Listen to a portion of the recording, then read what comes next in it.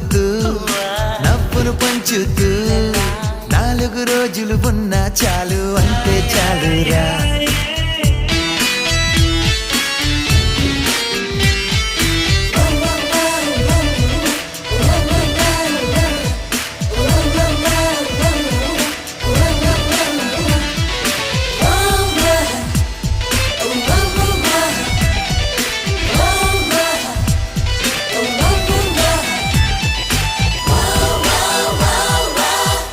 పండుని పొందాలి అంతా ఆనందం అందిన వెంటనే పంచాలి